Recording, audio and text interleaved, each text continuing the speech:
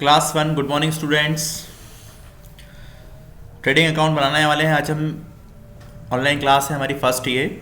इसमें हम बात करने वाले हैं सबसे पहले कुछ बेसिक चीज़ें कि भाई एक्सपेंसेस क्या होते हैं और इनकम क्या होती है। ठीक है, तो एक्सपेंसेस में दो टाइप के बारे में हम डिस्कस करने वाले हैं, डायरेक्ट एक्सपेंसेस और इनडायरेक्ट एक्सपेंसेस।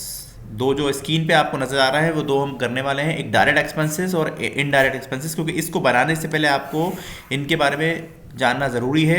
तो पहले हम इसके बारे में बात करने वाले हैं। किसी को कोई भी डाउट होता है तो वो चैट में बता सकता है मुझे कि ये मेरा डाउट रहेगा, तो उसको लास्ट में क्लियर करा जाएगा या अगली क्लास में क्लियर करा जाएगा। बीच में कोई ना डिस्टर्ब करे, इसलिए क्लास को कोई बोल तो सकता नहीं इस क्लास में। हाँ, लेकिन आप चैट में आपको बता देंगे अगर कोई डाउट आपका है तो क्लास के बाद आप व्हाट्सएप पे मैसेज कर सकते हैं कि सर ये मेरा डाउट है, तो मैं आपको क्लियर कर दूंगा। आपको 10 मिनट्स दिए जाएंगे कोई भी बातचीत के लिए, और जो भी आपके डाउट क्लियर होंगे उसमें आप कर सकते हैं। ठीक है, तो क्लास को ध्यान से देखिएगा, आपको समझ में आएगा। ध्यान से सुनिए, ध्यान से देखिए, सारी चीज़ें आपको क्लियर हो जाएगी आसानी से। तो ट्रेडिंग अकाउंट काफ़ी इंपॉर्टेंट चैप्टर है आपका, फाइनल अकाउंट है आपका 11th क्लास का। सारे के सारे अकाउंट्स में क्लियर हो जाएंगे आपके। तीन टाइप के अकाउंट बनाने वाले हैं हम इसमें। तो पहला अकाउंट है आपका रहेगा ट्रेडिंग अकाउंट। तो इसके लिए बेसिक चीज़ जो है आपकी वो है एक्सपेंसेस। तो सबसे पहले डायरेक्ट एक्सपेंसेस के बारे में जानते हैं हम। डायरेक्ट एक्सपेंसेस होते क्या हैं, तो स्क्रीन के ऊपर आपके कुछ एक्सपेंसेस दिए हुए हैं, कुछ डायरेक्ट एक्सपेंसेस के नाम मैंने आपके सामने लिखे रखे हुए हैं कि भाई क्या क्या डायरेक्ट एक्सपेंसेस में आ सकता है वो आपको बताना है। ठीक है, कि क्या क्या डायरेक्ट एक्सपेंसेस आपके सामने आ सकता है। तो ये है डायरेक्ट एक्सपेंसेस की लिस्ट आपके सामने। ठीक है, तो सबसे पहला वर्ड लिखा हुआ है वेजेस। ठीक है, क्या लिखा हुआ है वेजेस। तो पहले तो डेफिनेशन समझ लीजिए कि भाई डेफिनेशन हम क्या, ये तो नाम लिखे हैं, इनके नाम के पढ़ के हम पहचान लेंगे कि ये डायरेक्ट एक्सपेंसेस हैं, या तो इनको याद करने पड़ेंगे। तो अगर समझ में आ जाएंगे तो आप आसानी से कर सकते हैं। तो भाई सिंपल सी डेफिनेशन एक है आपकी, एक्सपेंसेस ऑन गुड्स। क्या लिखना है आपको, expenses on goods, expenses on goods. ठीक है, हम बिजनेस करते हैं, ट्रेड करते हैं, तो गुड्स का ही ट्रेड बिजनेस होता है। तो जो भी एक्सपेंसेस काय पे होंगे, गुड्स के ऊपर होंगे, वो सारे के सारे एक्सपेंसेस क्या कहलाएंगे, डायरेक्ट एक्सपेंसेस कहलाएंगे। क्या कहलाएंगे, डायरेक्ट एक्सपेंसेस। ये ध्यान रखिएगा, expenses on goods is called direct expenses. कुछ नाम आपको दिए हुए हैं। वेजेस, वेजेस का मतलब होता है मजदूरी। क्या मतलब होता है इसका, मजदूरी। ठीक है, इसका मतलब होता है मजदूरी, यानी जो हम पैसे मजदूरों को देते हैं, मजदूरों से जो काम करवाया जाता है उसके बदले में जो उनको पैसे दिए जाते हैं उसे हम वेजेस कहते हैं। वेजेस हर वर्ड जिस भाई ह्यूमन पावर आपने लगाया है, जो भी उसकी वेजेस बनती है वो आपको देनी पड़ेगी, उसी को हम कहते हैं वेजेस। यानी काम के बदले में जो पैसे आपको देने हैं उसे हम कहते हैं वेजेस। तो यहाँ पे वेजेस डायरेक्ट क्यों, कि ज़्यादातर ये माना जाता है कि गुड्स में इन्वॉल्व होते हैं मजदूर, गुड्स के काम में इन्वॉल्व होते हैं, तो इसलिए उनको जो पैसे दिए जाते हैं वो उससे कॉस्ट पड़ जाती है। क्या पड़ जाती है, कॉस्ट पड़ जाती है, इसलिए उसे हम डायरेक्ट एक्सपेंसेस माना जाता है। उसके बाद लिखा है वेजेस एंड सैलरी। सैलरी अगर अकेला लिखा हुआ आता है तो आपको डायरेक्ट में इंक्लूड नहीं करना है, वेजेस एंड सैलरी लिखा है तो ही आपको इंक्लूड करना है, ये ध्यान रखिएगा। ठीक है, दोनों चीज़ों को एक साथ नाम आएगा तभी आपको इंक्लूड करना है। इसके बाद एक वर्ड लिखा हुआ है कैरेज। अब कैरेज का मतलब क्या होता है, भाड़ा। कैरेज का मतलब क्या होता है, भाड़ा। ठीक है, इसको हम बोलते हैं भाड़ा, किराया भाड़ा बोलते हैं ना। तो काय का किराया भाड़ा, डेफिनेटली हमने गुड्स मंगवाया होगा, ट्रांसपोर्ट से मंगवाया होगा, तो कैरेज का मतलब ट्रांसपोर्ट भी हो सकता है। कोई इसे ट्रांसपोर्ट कहता है, इसको आप समझने के लिए ट्रांसपोर्ट कर सकते हैं इसको। ठीक है, ट्रांसपोर्ट जबकि लिखा हुआ आता है ट्रांसपोर्ट चार्जेस, तो वो उसको डायरेक्ट बोल सकते हैं आप ट्रांसपोर्ट ही खिलाए। तो कैरेज लिखा हुआ है, कैरेज इनवर्ड लिखा हुआ है, कैरेज अकेला लिखाएगा तो भी वो इनडायरेक्ट डायरेक्ट एक्सपेंसेस है भाई, डायरेक्ट माना जाएगा वो।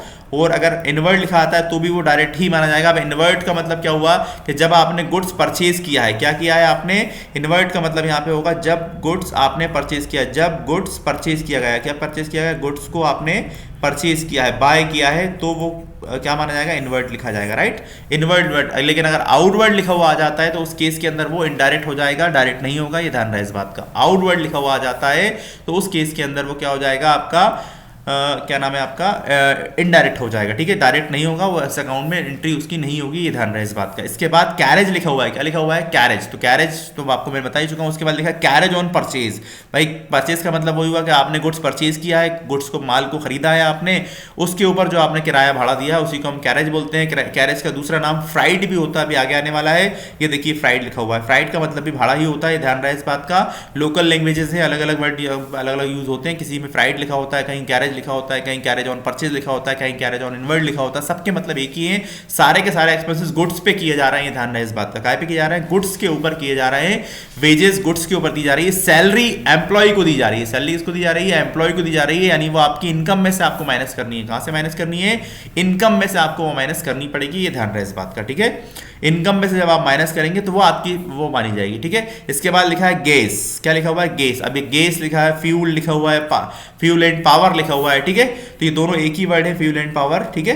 तो अब गैस का मतलब क्या हुआ भाई? फैक्ट्री है आपकी, फैक्ट्री के अंदर मशीनें यूज हो रही है, वहां पे गैस जल रही है, तो डेफिनेटली वो क्या है आपका? डायरेक्ट एक्सपेंसेस है, क्योंकि उससे गुड्स की कॉस्ट इंक्रीज हो रही है। तो ये कुछ एग्जांपल है जो आपको सिर्फ याद रखने पड़ेंगे, समझ लीजिए इसको। ऐसे ऐसे एग्जांपल आ सकते हैं, ऐसे वर्ड्स आ सकते हैं इस क्वेश्चन को करने के लिए। इसके बाद लिखा है फ्यूल एंड पावर। तो फ्यूल एंड पावर का मतलब क्या हुआ कि मशीनें चलती है तो गैस भी यूज होती है, फ्यूल भी यूज होता है, पावर का मतलब इलेक्ट्रिसिटी यूज हो रही है। क्या यूज हो रही है?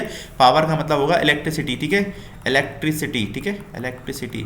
अकेला इलेक्ट्रिसिटी वर्ड लिखा हुआ आता है तो इनडायरेक्ट माना जाएगा, लेकिन अगर लिखा हुआ है पावर लिखा हुआ आ गया तो इसका मतलब वो फैक्ट्री में यूज हो रही है, और अकेला इलेक्ट्रिसिटी लिखा हुआ है इसका मतलब वो शॉप में, शोरूम में यूज हो रही है, इसका मतलब वो इनडायरेक्ट होगा, यह ध्यान रहे इस बात का। लेकिन अगर लिखा हुआ आ गया इलेक्ट्रिसिटी यूज इन फैक्ट्री, क्या लिखा हुआ है? यूज इन फैक्ट्री लिखा हुआ आ जाता है, तो उस केस के अंदर आपकी वो डायरेक्ट की कैटेगरी में आ जाएगा, इनडायरेक्ट नहीं माना जाएगा उसको, ठीक है। अकेला इलेक्ट्रिसिटी लिखा है तो फिर आपको इसको क्या मानना है? आपका डायरेक्ट, इनडायरेक्ट मानना है, ठीक है। फ्राइड का मतलब मैं आपको बता चुका हूं। उसके बाद लिखा है मैन्युफैक्चरिंग, क्या लिखा हुआ है? Manufacturing expenses. अब मैन्युफैक्चरिंग एक्सपेंसेस का मतलब क्या हुआ कि भाई गुड्स को बनाने में जो खर्च हो रहा है, मैन्युफैक्चरिंग का मतलब क्या होता है? गुड्स को बनाने में जो पैसे खर्च हो रहे हैं, गुड्स को मेक करने में खर्च हो रहा है। क्या में हो रहा है? मेक करने में, यानी बनाने में खर्च हो रहे हैं पैसे, एक्सपेंसेस किए जा रहे हैं, तो वो क्या कहलाएंगे? आपके मैन्युफैक्चरिंग एक्सपेंसेस का मतलब वो है ही। और आगे लिखा है फैक्ट्री एक्सपेंसेस। फैक्ट्री एक्सपेंसेस का मतलब भी सीधा सीधा वही है कि भाई फैक्ट्री में जो भी पैसे खर्च होंगे वो सब आपके फैक्ट्री एक्सपेंसेस कैटेगरी में आ जाएंगे। और उसके बाद लिखा है फैक्ट्री लाइटिंग, यानी फैक्ट्री के अंदर जो लाइट यूज होगी वो भी आपकी फैक्ट्री में माना जाएगा। फैक्ट्री रेंट वगैरह भी क्या होगा आपका? डायरेक्ट की कैटेगरी में आएगा, क्योंकि वो फैक्ट्री का मतलब वहां पे गुड्स पे जितने भी खर्च हो रहा है लिखा हुआ है मैनेजर सैलरी, और आगे लिखा है वर्क इन फैक्ट्री, इसका मतलब वो भी डायरेक्ट में आ जाएगा। उसके बाद लिखा है डक चार्जेस। डक चार्जेस का मतलब क्या होता है कि भाई आपका गुड्स आया है, बाहर से आया है, जो पोर्ट के ऊपर आता है, पानी के जहाज से जो गुड्स आता है, वहां पे जो डक चार्जेस लगता है वो भी गुड्स के ऊपर लगता है, उसी को बोलते हैं डक चार्जेस। आगे लिखा है क्लियरिंग चार्जेस। तो भैया गुड्स को क्लियर कराने के जो पैसे लगते हैं उसी को हम क्लियरिंग चार्जेस बोलते हैं। क्लीनिंग नहीं है, क्लियरिंग ही, ध्यान रखिए, क्लियर कराना। भाई आपका एयरपोर्ट पे माल आया, वहां से आपने क्लियर कराया, रेलवे स्टेशन पे माल आया आपका, वहां से आपने क्लियर करवाया, उसी को हम बोलते हैं क्लियरिंग चार्जेस। इसके बाद लिखा है इंपोर्ट ड्यूटी। ध्यान से देखिएगा, इंपोर्ट ड्यूटी। अब इंपोर्ट ड्यूटी का मतलब है कि भाई जब आप गुड्स को किसी दूसरी कंट्री से परचेज करते हैं उसी को हम क्या बोलते हैं? गुड्स को जब हम दूसरी कंट्री से परचेज करते हैं, ध्यान से देखिएगा, गुड्स को हम क्या करते हैं? गुड्स परचेज, ठीक है, परचेज वर्ड लिखा है मैंने, ये परचेज है भाई, ये परचेज फ्रॉम अदर कंट्री। क्या लिखोगे? अदर कंट्री लिख सकते हैं, या अदर आउट ऑफ इंडिया लिख सकते हैं, ठीक है, अदर कंट्री, ठीक है, अदर कंट्री से आपने परचेज किया, अदर कंट्री, या फिर आउट ऑफ इंडिया भी लिख सकते हैं आप, आउट ऑफ इंडिया, ओके। तो अगर जब आप वहां से परचेज करेंगे तो उस केस में जो टैक्स गवर्नमेंट को जाता है, उस केस में जब टैक्स जो गवर्नमेंट को टैक्स पे जो होता है, टैक्स पे टू गवर्नमेंट, ठीक है ना, गवर्नमेंट को हमें पे करना है, उसी को हम क्या कहते हैं? इंपोर्ट ड्यूटी कहते हैं। क्या कहते हैं? इंपोर्ट ड्यूटी कह सकते हैं, या कस्टम ड्यूटी भी कहते हैं। क्या कहते हैं? कस्टम, ठीक है, ये ध्यान रखिएगा, कस्टम ड्यूटी, ठीक है, इसी को हम कस्टम ड्यूटी कहते हैं या इंपोर्ट ड्यूटी कहते हैं। गुड्स के ऊपर दी जा रही है इसलिए वो क्या है? डायरेक्ट एक्सपेंसेस है, ये ध्यान रहे इस बात का। क्या बोलते हैं उसको? Import duty. आगे लिखा भी है, देखिए कस्टम ड्यूटी, ये लिखा हुआ है कस्टम ड्यूटी एक्स्ट्रा, ठीक है। तो ये सारे के सारे एक्सपेंसेस क्या थे? आपके डायरेक्ट थे, और इन सबको आपको लिखना है। कहाँ लिखना है? ट्रेडिंग अकाउंट के अंदर नोट डाउन करना है। इन सारे एक्सपेंसेस को कहाँ लिखना है आपको? ऑल द डायरेक्ट एक्सपेंसेस, ये ध्यान रखिएगा, ऑल द डायरेक्ट एक्सपेंसेस, ठीक है, डायरेक्ट एक्सपेंसेस रिटर्न इन, क्या लिखोगे आप? Return in trading account. कौन से अकाउंट में लिखे जाएंगे? ट्रेडिंग अकाउंट में लिखे जाएंगे, ठीक है। कहाँ लिखे जाएंगे? ट्रेडिंग अकाउंट के डेबिट साइड लिखे जाएंगे। कहाँ लिखे जाएंगे?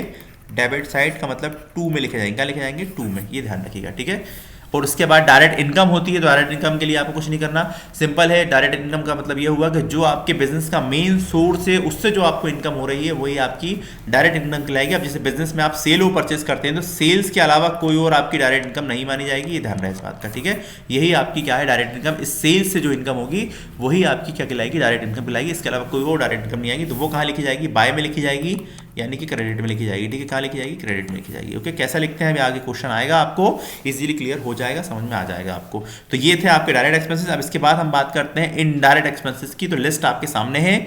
तो भाई इनडायरेक्ट एक्सपेंस का मतलब क्या हुआ? अब ये एक्सपेंसेस इस अकाउंट में नहीं नोट डाउन किए जाएंगे, ध्यान रखना। इनडायरेक्ट एक्सपेंसेस को डायरेक्ट अकाउंट में नोट, इस ट्रेडिंग अकाउंट में नोट डाउन नहीं किया जाएगा, ध्यान रखिएगा इस बात का। ठीक है ना, ख्याल है इस बात का। ठीक है, डज नॉट, ठीक है, डज नॉट इंटर, ठीक है, इंटर इन ट्रेडिंग अकाउंट। ठीक है, ये ध्यान रखिएगा, does not inter in trading account. Trading account में नोट डाउन नहीं किया जाएगा, ये ध्यान रहे इस बात का। ठीक है, तो सैलरी वर्ड है आपका पहले पास, उसके बाद लिखा है सैलरी एंड वेजेस। तो सैलरी आ गया है, मैंने कहा ना एम्प्लॉय को देते हैं, यहाँ वेजेस बाद में आया हुआ है, वेजेस है ये। ठीक है, ये वेजेस बाद में आया हुआ है, सैलरी वर्ड पहले आया हुआ है, तो इसलिए ये इनडायरेक्ट लिखा हुआ है, इसलिए ध्यान रहे। इसके बाद लिखा है रेंट, रेंट का मतलब शॉप का रेंट है, कमीशन है, डिस्काउंट है, प्रिंटिंग है, स्टेशनरी है। डिस्काउंट का मतलब डिस्काउंट कस्टमर को देना है, कमीशन भी कस्टमर या किसी को हम बेचने एजेंट को दे रहा है। प्रिंटिंग का मतलब जो भी हम प्रिंटिंग यूज़ करते हैं बिजनेस के लिए, प्रिंटिंग करवाते हैं, कुछ पेपर प्रिंट करवा लिए, बुक प्रिंट करा ली, जो भी हम प्रिंटिंग पे जो पैसा खर्च करते हैं उसके लिए उसका हमने हेड बना दिया प्रिंटिंग एंड स्टेशनरी वर्ड। उसके बाद कोई ऑफिस एक्सपेंस हो गया हमारे, पोस्टेज हो गया। पोस्ट का मतलब जो भी हम कोई पोस्ट करते हैं, यहाँ पे कोई चीज़ एक जगह से दूसरी जगह भेजते हैं पोस्ट ऑफिस के थ्रू, तो कुछ जो भी पैसे हमारे खर्च होते हैं उसी को हम क्या कहते हैं? पोस्टेज बोलते हैं। उसके बाद टेलीफोन का चार्जेस का मतलब टेलीफोन पे जो पैसे खर्च कर रहा है, इलेक्ट्रिसिटी का मतलब जो बिजली के बिल पे पैसे खर्च कर रहा है, लीगल चार्जेस का मतलब हम वकील को पैसे दे रहे हैं अपने बिजनेस के जो भी कुछ डॉक्यूमेंट बनवाने हैं, जो भी करस्पेंडम करने हैं बिजनेस के में, उसके लिए हम जो भी चार्जेस कहते हैं उसी को हम कहते हैं लीगल चार्जेस। और उसके बाद इंश्योरेंस वगैरह हमने करा रखा है तो उसके पैसे भी हमें देने पड़ते हैं, ये भी हमारा इनडायरेक्ट एक्सपेंसेस है। अब इसके अलावा बहुत सारे एक्सपेंसेस होते हैं इनडायरेक्ट, कुछ कोई लिमिट नहीं है, बस ये नाम है कुछ, इसलिए बस पहचानना है आपको। अब आपको जो भी कोई नेचर क्वेश्चन में लिखा हुआ आता है तो आपको बस ये पहचानना है कि ये डायरेक्ट है या इनडायरेक्ट है। वो एक्सपेंसेस अगर गुड्स पे हुआ है तो वो डायरेक्ट है, और एक्सपेंसेस गुड्स पे नहीं हुआ है तो उस केस में वो इनडायरेक्ट माना जाएगा, ध्यान रहे इस बात। जैसे मैं आपसे बोलूँ एडवर्टाइजमेंट, ठीक है, ये मैंने बोला आपसे एडवर्टाइजमेंट, ठीक है, एडवर्टाइजमेंट, ये आपने मैंने लिखा एडवर्टाइजमेंट, ठीक है, यानी एड, ठीक है, एड पे जो पैसे खर्च होंगे। अब आप बोलोगे एडवर्टाइजमेंट गुड्स पे करा हुआ, गुड्स पे थोड़ी करा हुआ, हमने अपने बिजनेस को बढ़ाने के लिए जो पैसे खर्च किए हैं वो ऐड दिया है हमने, तो अब भाई मुनाफा हो या ना हो वो तो हम अपने पास से मार्केटिंग में पैसे खर्च कर रहे हैं, तो वो हमारे क्या कहलाएंगे? Indirect expenses. क्या कहलाएंगे? इनडायरेक्ट। ठीक है, तो पहचानना है आपको भाई एक्सपेंसेस हुआ काहे पर है, उस हिसाब से अगर आपको चेक करना है तो फिर आपको देखना पड़ेगा कि एक्सपेंसेस अगर गुड्स पे हुआ है तो वो डायरेक्ट है, और अदरवाइज नहीं हुआ है तो फिर वो इनडायरेक्ट एक्सपेंसेस है। इसकी इनडायरेक्ट एक्सपेंसेस की एंट्री कहाँ की जाएगी? प्रॉफिट एंड लॉस में की जाएगी। कहाँ पे की जाएगी? Entry in indirect profit and loss account, entry in profit and loss account में की जाएगी, जो हम कल की क्लास में बनाने वाले हैं। आज हम सिर्फ और सिर्फ ट्रेडिंग अकाउंट बनाएंगे, जो आपको क्लियर हो जाएगा, वरना लेक्चर काफ़ी लंबे हो जाएंगे, इसलिए आपको समझ में भी नहीं आएगा। अब एक क्वेश्चन को हम रीड करने वाले हैं, क्वेश्चन आपके सामने आने वाला है, उसमें आपको पहले पहचानना है कि कौन सा एक्सपेंसेस डायरेक्ट है और कौन सा एक्सपेंसेस इनडायरेक्ट है। तो एक क्वेश्चन आपके स्क्रीन पर आने वाला है, ध्यान से देखिएगा। क्वेश्चन आपके सामने है, ये देखिए ध्यान से, आपके बुक का ही क्वेश्चन है ये, आपके बुक का क्वेश्चन होने वाला है ये, ठीक है। तो क्वेश्चन को मैं हाईलाइट कर लेता हूँ थोड़ा सा, ये रहा। अब आप ध्यान से देखिए क्वेश्चंस को, क्या लिखा है? From the following information prepare trading account. क्या बनाना है? ट्रेडिंग अकाउंट हमें बनाना है फॉर द ईयर एंडिंग। क्या लिखा है क्वेश्चन में? ओपनिंग स्टॉक दिया हुआ है क्वेश्चन के अंदर, कितना दिया हुआ है? 35,000, ठीक है। अब ओपनिंग स्टॉक कहाँ पे आएगा भाई? डायरेक्ट में आएगा, इनडायरेक्ट में आएगा, ये मैटर नहीं है, बस ये ध्यान रखना, लिखना कहाँ है अभी आपको आगे समझ में आ जाएगा। इसके बाद लिखा है परचेज, तो परचेज भी हमें कहाँ लिखना है अभी आपको आगे समझ में आ जाएगा। इनको डायरेक्ट इनडायरेक्ट की कैटेगरी में नहीं रखना है आपको। परचेज रिटर्न का मतलब होगा कि परचेज में से माइनस करके लिखेंगे हम। सेल्स लिखा है तो ये भाई हमारी इनकम एक तरीके से, तो बाय में लिखा जाएगा, क्रेडिट में लिखा जाएगा ये। और सेल्स रिटर्न लिखा है तो सेल्स में से माइनस कर ली जाएगी। वेजेस डायरेक्ट एक्सपेंसेस होता है, कैरेज ऑन परचेज लिखा हुआ है, एक्साइज ड्यूटी लिखी हुई है, और क्लोजिंग स्टॉक लिखा हुआ है। अब ये कहाँ आएगा बता दूँ आपको। अब ये नया वर्ड आएगा एक्साइज ड्यूटी, तो डेफिनेटली ये टैक्स से काय पे दिया जाता है? गुड्स पे ही दिया जाता है, तो ये डायरेक्ट एक्सपेंसेस कैटेगरी में है।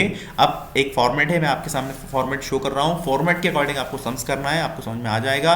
क्लोजिंग स्टॉक आपको कहाँ नोट डाउन करना है भाई? ट्रेडिंग अकाउंट जब आप बनाएंगे तो ध्यान रखिएगा, ट्रेडिंग अकाउंट में एक टू साइड होगा आपके पास और एक आपका बाय साइड होगा, ठीक है। एक टू होगा और एक आपका बाय साइड होने वाला है, इसके अकॉर्डिंग आप ध्यान से देखिएगा, ठीक है। एक टू होने वाला है और एक बाय होने वाला है। अब देखिए ये ओपनिंग स्टॉक है, तो सबसे पहले आपको ओपनिंग स्टॉक को नोट डाउन करना है टू में, ठीक है, यहाँ नोट डाउन करना है ओपनिंग स्टॉक का, ठीक है, ये ध्यान रखिएगा।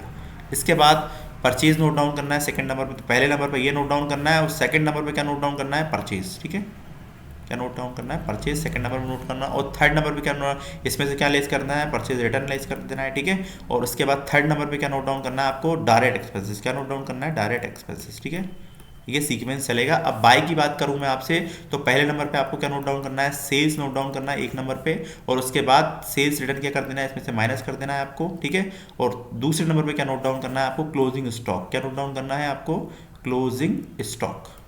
ये आपको नोट डाउन यहाँ पे कर लेना है, क्लोजिंग स्टॉक, ठीक है। ये सीक्वेंस आपका चलेगा तो आपको क्वेश्चन में प्रॉब्लम नहीं आएगी, आप आसानी से क्वेश्चन कर पाएंगे। तो सीधा क्वेश्चन करने वाले हैं, ये फॉर्मेट आपके सामने है। तो भाई एक नंबर पे क्या बोला गया है मैंने आपसे, ओपनिंग स्टॉक को ऐड करना है। तो ओपनिंग स्टॉक की वैल्यू कितनी है आपके पास, 35,000 वैल्यू है आपके पास में। तो 35,000 हम नोट डाउन करने वाले हैं। तो ध्यान से देखिएगा 35,000 क्या लिखने वाले, तो क्या लिखा मैंने यहाँ पे लिखा टू ओपनिंग स्टॉक, आपको भी लिख देना है यहाँ पे टू ओपनिंग स्टॉक, ये आपने लिख दिया। वैल्यू कितनी है हमारे पास 35,000, तो मैंने यहाँ लिख दिया 35,000। इसके बाद सेकंड नंबर में क्या बोला मैंने, परचेज लिखना है आपको। तो यहाँ पे आपने लिखा टू परचेज, तो यहाँ हमने लिख दिया परचेज। अब इसकी जो वैल्यू लिखने वाले हैं वो अंदर लिखने वाले हैं हम। तो वैल्यू कितनी क्वेश्चन में हमारे पास, वैल्यू जो क्वेश्चन में गिवन है वो है 65,000। कितनी गिवन है, 65,000 गिवन है। तो हम 65,000 यहाँ पे नोट डाउन कर लेंगे। तो यहाँ हमने लिख दिया 65,000। अब इसमें से लेस करना है, क्या लेस करना है, परचेज रिटर्न। तो शॉर्ट में दिया हुआ है, परचेज रिटर्न माइनस कर लेंगे। परचेज रिटर्न क्वेश्चन में कितना गिवन है, 4,000 गिवन है। तो 4,000 हम क्या करेंगे, यहाँ पे लिख लेते हैं। तो यहाँ आ जाएगा 4,000, ठीक है। माइनस करना है वैल्यू को, तो 65 में से 4 जाएगी तो कितने बचेंगे, 61,000 बचेंगे। तो ये 61,000 आ गया। इसके बाद अब सारे के सारे डायरेक्ट एक्सपेंसेस आने वाले हैं। बस बाय में क्या आने वाला है, सेल्स आने वाली है। तो पहले यहाँ लिख लेते हैं बाय सेल्स। तो यहाँ हम लिख दिया बाय सेल्स। इसकी वैल्यू भी आपको अंदर ही नोट डाउन करनी है। तो सेल्स की वैल्यू कितनी है क्वेश्चन में, 1,20,000 वैल्यू ये दी हुई है क्वेश्चन, ठीक है। तो 1,20,000 हम यहाँ नोट डाउन कर लेते हैं। तो यहाँ 1,20,000 आ जाएगा। इसमें से क्या माइनस, सॉरी अंदर लिखना था आपको, तो ये अंदर लिख लीजिए। इसमें से कैंसिल कर दिया मैंने, यहाँ से माइनस करेंगे। इसमें से क्या माइनस करेंगे, सेल्स रिटर्न माइनस करने वाले हैं। क्या माइनस करने वाले हैं, सेल्स रिटर्न। तो वैल्यू क्वेश्चन में कितनी गिवन है, सेल्स रिटर्न की भाई 6,000 गिवन है। तो हमने 6,000 यहाँ पे नोट डाउन कर लिए। तो यहाँ 6,000 आने वाला है, ठीक है।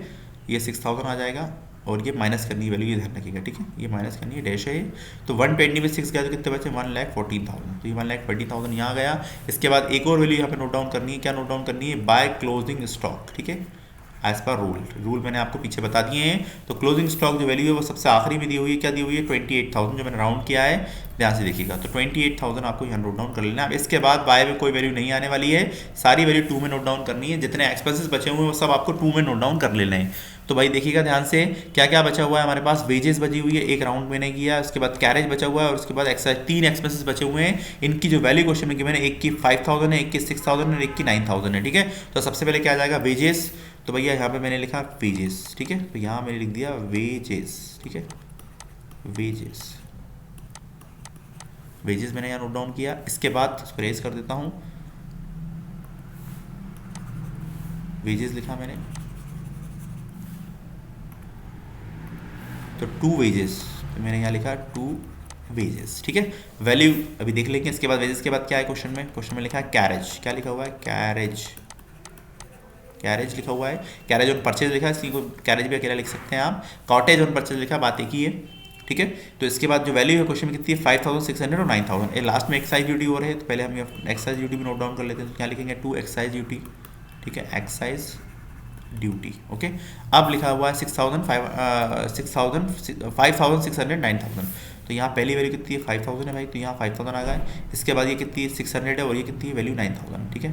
अब सारी वैल्यू क्वेश्चन में आपके पास आ चुकी है। बस आपको वैल्यू को ऐड करना है और आपको टोटल वैल्यू लिख देना है। तो सारी वैल्यू को ऐड करने के बाद क्या होगा, आप रूल आंसर क्या होगा, रूल कहता है कि दोनों साइड के टोटल आप कीजिए पहले, और उसको फिर आप माइनस कीजिए। डिफरेंस अमाउंट वहाँ पे नोट डाउन करना है जहाँ पे वैल्यू कम आ रही है। तो हम पहले राइट हैंड का टोटल करने वाले हैं। तो कितनी, दोनों, इन दोनों वैल्यू को ऐड कर लीजिए। तो वैल्यू क्वेश्चन में कितनी की मैंने, 1,14,000। तो 1,14,000 प्लस करना है, इसमें कितनी वैल्यू, 28,000 वैल्यू को हम प्लस कर लेंगे।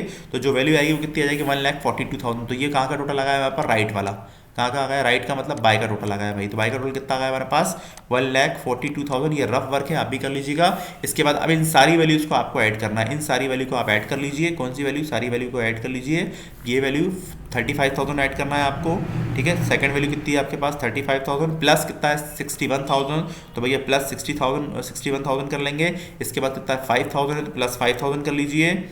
इसके बाद वैल्यू कितनी है क्वेश्चन में, 600 और 9,000, यानी 9,600 दोनों को वैल्यू को ऐड कर लीजिए आप। जो वैल्यू आएगी वो टोटल की वैल्यू कितनी आ जाएगी आपके पास में, 9,600। तो वैल्यू जो आ गई आपके पास, 2 की जो वैल्यू आ गई वो आ गई आपके पास में 1,10,600। तो 1,10,600 यहाँ पे आ जाएगा। अब इन दोनों वैल्यू को आपस में माइनस कर लीजिए। तो भाई माइनस करने के बाद जो वैल्यू बचती है वो कितनी बच जाएगी आपके पास, करके देख लीजिएगा आप लोग। तो 31,400 बच रहा है माइनस करने पे, तो यहाँ लिख लूँगा मैं 31,400, ठीक है। कितनी वैल्यू बच जाएगी? 31,400 आपके पास बैलेंस बच रहा है, तो 31,400 आप नोट डाउन कर लीजिए। तो 31,400 ये बैलेंस बच रहा है आपका। तो डिफरेंस कहाँ कहाँ का कम है? 2 में बैलेंस लेस दिया हुआ है, लेस कहाँ पर है? कम है। बैलेंस कहाँ पे कम है? 2 में कम है, तो आपको 2 साइड ही नोट डाउन करना है इस वैल्यू को, ठीक है। तो कहाँ नोट डाउन करना है? 2 साइड ही नोट डाउन करना है। किस नाम से नोट डाउन करना है? तो आपको बस सिंपल है, आपको यहाँ लिख देना है 2 ग्रॉस प्रॉफिट। क्या लिख देना है आपको?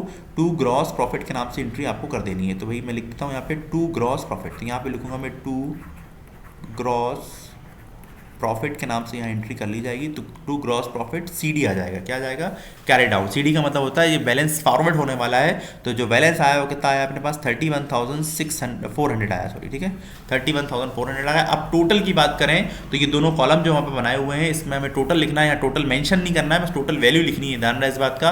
तो जो टोटल एक्स्ट्रा आया हुआ है, एक्सेस आया हुआ है, दोनों को वैल्यू को दोनों साइड नोट डाउन कर दीजिए। तो वैल्यू कितनी आ जाएगी? 1,42,000। और यहाँ भी कितनी वैल्यू आ जाएगी? 1,42,000, दोनों साइड आपको नोट डाउन कर देना है। तो ये दोनों वैल्यू को आपको नोट डाउन करने के बाद जो वैल्यू आपकी आएगी वो आप आंसर आपका आई गया है टोटल। अब आप दोबारा करेंगे तो वैल्यू वही आने वाली है, ध्यान रहे इस बात का। एक छोटी सी मिस्टेक हुई थी यहाँ पे, तो इसको हम रेस कर देते हैं, ठीक है। ये वैल्यू यहाँ नहीं लिखनी थी, डायरेक्ट आप मैंने लिख दी थी यहाँ पर। तो ये सिंपल सा क्वेश्चन था, समझ में आपको आया होगा। अब मैं 2 क्वेश्चन आपको एक्सप्लेन करने वाला हूँ जो आपको करने हैं, होमवर्क में रहेंगे भाई आपके, आप ऐसे करिएगा। इसके बाद भी कोई आपको डाउट आता है तो आप मुझे व्हाट्सएप कीजिए, ग्रुप बंद है वैसे आपकी क्लास का, तो आप क्या करिए व्हाट्सएप कर दीजिए मुझे फोटो खींचकर, अगर कोई आपसे क्वेश्चन नहीं होता है, ठीक है। तो क्वेश्चन में आपके सामने आने वाले हैं, ध्यान से देखिएगा, सिंपल है, बस रूल आपको ध्यान में रखने हैं, उसके बाद आप आसानी से कर पाएंगे, ठीक है। तो जो वैल्यू है मैं आपको बता देता हूँ क्या आने वाली है।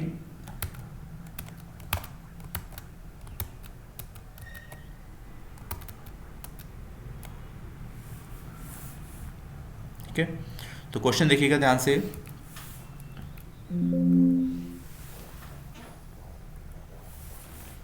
देखिएगा भाई, क्वेश्चन आपके सामने है। क्वेश्चन मैं एक्सप्लेन करता जाऊंगा आपको और आपको दिखाता भी जाऊंगा मैं। तो एक्सप्लेन सेकंड क्वेश्चन है आपका। अब क्वेश्चन में वही ट्रेडिंग अकाउंट फिर से बनाना है आपको, ठीक है। क्वेश्चन में ट्रेडिंग अकाउंट आपको फिर से बनाना है। क्या लिखा है क्वेश्चन में? परचेज लिखा हुआ है। क्या लिखा हुआ है? परचेज पहला वर्ड लिखा हुआ है। तो परचेज कहाँ आएगा भाई? 2 में लिखा जाएगा। कहाँ लिखा जाएगा? 2 में, ट्रेडिंग अकाउंट के 2 में लिखा जाएगा, ध्यान रखिएगा। कहाँ लिखना है आपको? 2 में लिखना है, वैल्यू यह दी हुई है। फिर लिखा है सेल्स, तो सेल्स कहाँ लिखा जाएगा? बाय में लिखा जाएगा। लेकिन इसमें से आपको परचेज में से परचेज रिटर्न माइनस करना है आपको। ये जो वैल्यू है कहाँ में से माइनस हो जाएगी? परचेज में से माइनस हो जाएगी। ये जो वैल्यू है वैल्यू परचेज में माइनस हो जाएगी, ठीक है। इसके बाद ओपनिंग स्टॉक सबसे पहले नंबर पर लिखा जाएगा, ठीक है, फर्स्ट नंबर पर यह आएगा, सेकंड नंबर पर ये लिखा जाएगा, और उसके बाद थर्ड नंबर से आपके एक्सपेंसेस लिखे जाएंगे। तो ये सारी वैल्यू जो लिखी हुई है यहाँ तक, कहाँ तक? यहाँ तक, ये सारी वैल्यू जो क्वेश्चन में लिखी हुई है यहाँ तक, ये तीसरे नंबर पे 2 में लिखे जाएंगे। ये सारी वैल्यू कहाँ लिखी जाएंगी? 2 में लिखी जाएंगी, ध्यान रखिएगा। इसके बाद अपन बात करें बाय में, तो ये सेकंड नंबर की वैल्यू कहाँ की? बाय की वैल्यू है, कहाँ पे? सेकंड नंबर पे नोट डाउन की जाएगी, क्लोजिंग स्टार्स, ठीक है। और उसके बाद सेल्स आपका फर्स्ट नंबर की वैल्यू है, कहाँ की? बाय वाली, ठीक है, ये मैंने लिख दी हुई है, फर्स्ट नंबर की वैल्यू यहाँ पे लिखी जाएगी। और इसमें से क्या माइनस कर लेंगे आप? सेल्स रिटर्न माइनस कर लेंगे, आपका आंसर इजीली आ जाएगा। ये हमने जो पहला क्वेश्चन किया था उसका आंसर देखिए आ गया है हमारा सेम के सेम में। अब सेकंड क्वेश्चन ये था आपका, एक और एग्जाम्पल नीचे दिया हुआ है, इसको भी देख लेते हैं हम। थर्ड वाला क्वेश्चन, इसमें भी आपको ट्रेडिंग अकाउंट ही बनाना है, प्रॉफिट एंड लॉस आज नहीं बना रहे हैं हम, नेक्स्ट लेक्चर में बनाएंगे। तो ध्यान से क्वेश्चन को देखिएगा, क्या लिखा है क्वेश्चन के अंदर, क्या लिखा हुआ है? From the following information trading account फिर से बनाना है श्री बालाजी ट्रेडर्स का। फिर क्या लिखा हुआ है? परचेज लिखा हुआ है। परचेज कहाँ आता है? 2 में लिखा जाएगा, ये सेकंड नंबर की वैल्यू है, ठीक है।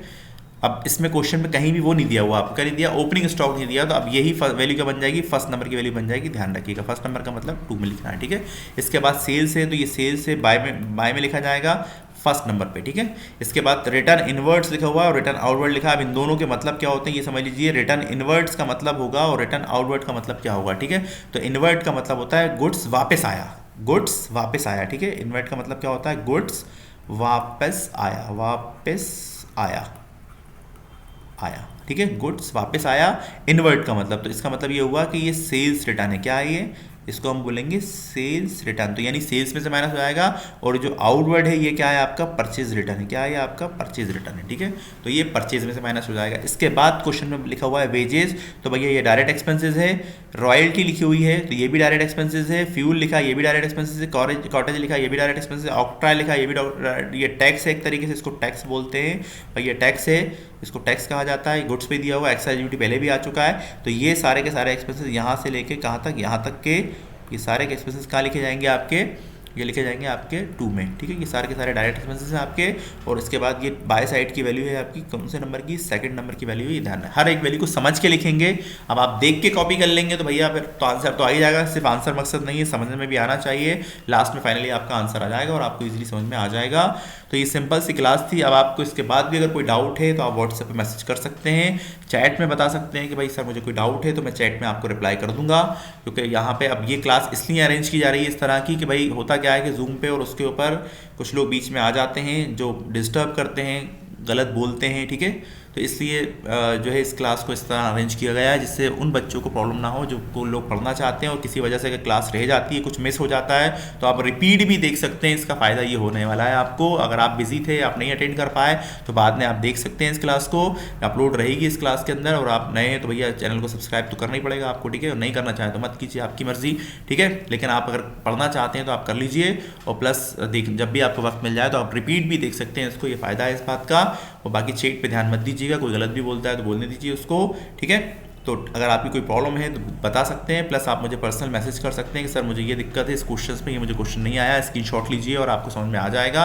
मैं आपको एक्सप्लेन कर दूंगा। कोई आंसर कोई भी क्वेश्चन है, किसी भी बुक का है, कोई भी ऑथर आप यूज़ कर रहे हैं, अगर कोई क्वेश्चन नहीं आ रहा, ट्रेडिंग अकाउंट आपसे नहीं बनना है, स्टेप बाय स्टेप बनवाएंगे हम आपको, और सारी चीज़ें आपको क्लियर होती जाएंगी, समझ में आता जाएगा आपको, ठीक है। और कोई क्वेश्चन आपसे नहीं बन रहा है बाई चांस, तो आप मुझे जो है आपका मैसेज कीजिए, मैं आपको क्लियर करूँगा, ठीक है।